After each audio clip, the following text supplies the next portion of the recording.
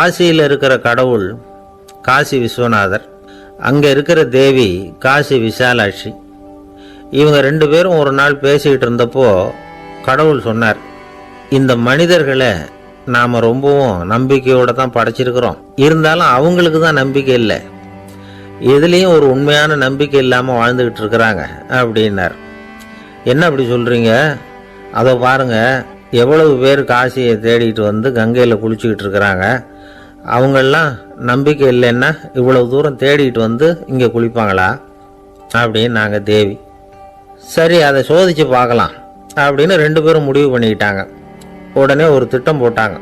அது எப்படின்னா, நாம் 2 பேருமே பக்தர்கள் மாதிரி உருவத்தை மாற்றிக்கிட்டு கங்கை கரைக்கு போக வேண்டியது. நான் வந்து கங்கையில் இறங்கி குளிக்கிறேன், கொஞ்ச நேரத்தில் சுழலில் மாட்டிக்கிட்டது மாதிரி நடிக்கிறேன்.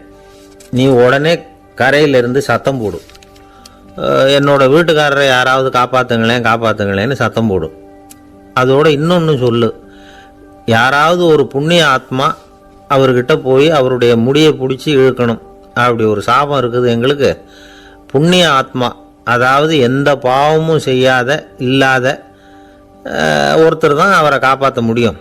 அப்படிப்பட்டவங்க யாராவது வெள்ளத்தில் குதிச்சு என்னுடைய கணவரை காப்பாற்றுங்கோ அப்படின்னு நீ சத்தம் போடு, கூச்சல் போடு, என்ன நடக்குதுன்னு பார்க்கலாம் அப்படின்னார் கடவுள். சரின்னு சொல்லி 2 பேருமா சாதாரண பக்தர்கள் மாதிரி கங்கை கரைக்கு வந்து சேர்ந்தாங்க. அவர் இறங்கி குளித்தார்.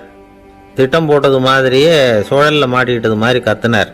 கரையில் இருந்த அந்த அம்மா, ஐயோ என் கணவரை காப்பாற்றுங்களேன், யாராவது காப்பாற்றுங்களேன்னு கத்துனாங்க. பல பேர் ஓடி வந்தாங்க. உடனே இவங்க, பாவம் இல்லாத புண்ணிய ஆத்மா ஒருத்தரால் தான் என்னுடைய கணவர் காப்பாற்றப்படணுங்கிறது விதி, அப்படி ஒரு சாபம் இருக்குது, அதனால் புண்ணிய ஆத்மா யாராவது அவர்கிட்ட போய் அவர் முடியை பிடிச்சி தூக்குனா அவரை காப்பாற்றி போடலாம் அப்படின்னாங்க. இவங்க இப்படி சொன்னதும் எல்லாரும் திகைச்சு போய் நின்றுட்டாங்க. ஒவ்வொருத்தருக்கும் அவங்க செஞ்ச பாவம்லாம் ஒவ்வொன்றா ஞாபகத்துக்கு வர ஆரம்பிச்சுட்டுது. சரி, இதுக்கு நாம லாயக்கு இல்லை அப்படின்னு சொல்லி ஒதுங்கி போக ஆரம்பிச்சிட்டாங்க எல்லாம். இந்த சமயத்தில் யாரோ ஒருத்தர் வேகமாக ஓடி வந்தார், ஆற்றுல குதிச்சார். அவர்கிட்ட போனார், முடியை பிடிச்சார், தூக்குனார், அவரை காப்பாற்றி கரைக்கு கொண்டுட்டு வந்துட்டார். அப்படி காப்பாற்றின அந்த ஆளை இவங்க 2 பேரும் தனியாக கூப்பிட்டுக்கிட்டு ஒரு மண்டபத்துக்கு வந்துட்டாங்க. வந்து விசாரிக்கிறாங்க. நீ யாரப்பா அப்படின்னு கேட்குறாங்க. ஏதும் தெரியாத மாதிரி. நான் இந்த ஊர் அன்ன சத்திரத்தில் வேலை செய்கிற ஒரு சமையல்காரன் அப்படிங்கிறார்.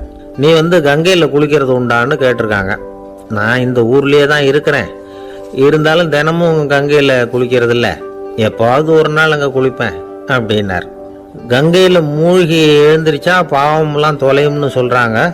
அப்படி இருக்கிறப்போ அங்கே இன்னைக்கு கங்கையில் குளிச்சுக்கிட்டு இருக்கிறவங்கெல்லாம் தங்களை வந்து புண்ணிய ஆத்மாவா நினைக்கல. கங்கையில் குளிக்காத நீ உன்னை வந்து புண்ணிய ஆத்மாவா நினச்சி என்னை காப்பாற்ற வந்திருக்கிற, அது எப்படி அப்படின்னு கேட்டார். அதுக்கு அந்த ஆள் சொல்கிறான், கங்கையில் குதிச்சதுக்கு அப்புறம் தானே உங்களை காப்பாற்ற போகிறோம், அப்படி குதிக்கும் பொழுது என்னுடைய பாவம்லாம் போயிருக்கும்ல, நான் புண்ணிய ஆத்மாவாக ஆயிருப்பேனே, அதனால தான் துணிஞ்சு வந்து உங்களை காப்பாற்றினேன் அப்படின்னா.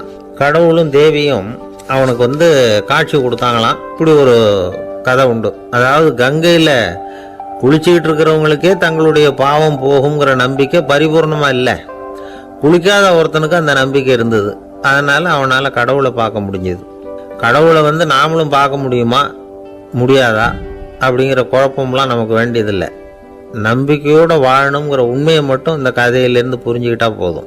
ஏன்னா இந்த கதையை கேட்டுட்டு ஒரு நண்பன் குதர்க்கமாக ஒரு கேள்வி கேட்டான். ஏன் சார், கங்கையில் குளித்தா பாவம் போடும்னு சொல்கிறீங்களே, நான் எனக்கு வேண்டாத ஒருத்தனை அழைச்சிட்டு போய் கங்கையிலேயே தள்ளி விட்டுட்டு அதுக்கப்புறம் அங்கேயே முழுக்க போட்டுட்டு நான் செஞ்ச பாவத்தை வந்து அதுலேயே கழுவி விட்டுட்டு மறுபடியும் உங்ககிட்ட வந்துடுறேன்னு வச்சுக்கோங்க, நீங்கள் என்னை வந்து புண்ணிய ஆத்மான்னு ஏற்றுக்குவீங்களா அப்படிங்கிறான்.